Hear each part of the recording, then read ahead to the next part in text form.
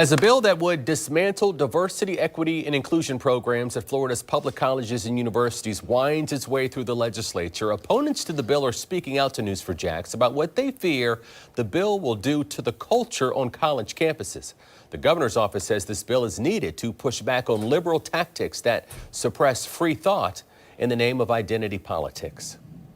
We need an informed campus. Local pastor John Newman, who's also an executive instructor for diversity, equity, and inclusion at Howard University, says there's a lot of misinformation about what DEI really is. In an analogy, he says many people have the impression that DEI refers to giving up a seat for someone else to include them at the table, while Newman says DEI is really about making that table bigger. And you don't make it as rich as it needs to be. I think it's a dangerous thing to go down this pathway. Newman is concerned that the passage of House Bill 999 would result in college campuses losing the synergy that leads to independent and creative thought. He says eliminating DEI funding and programs at Florida's public colleges and universities would deprive students of a diverse range of experiences and cheapen higher education. And when you get a larger table, you are allowing other people who haven't had access to the table to be at the table.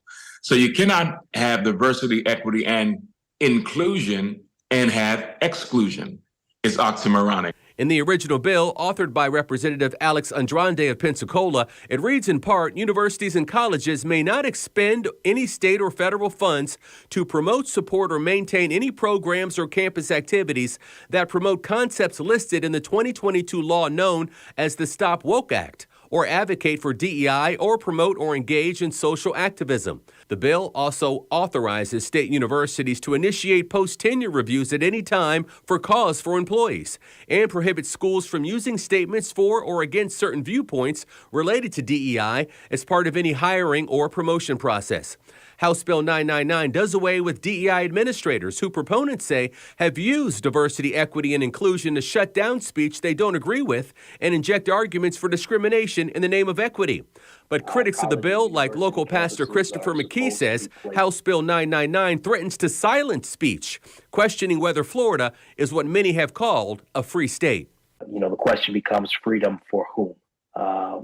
If we're going to be an inclusive and diverse state, then that means it needs to be a state that is safe and free for everybody. Now, we reached out to the House bill's author for additional information about the story. So far, we have not yet heard back.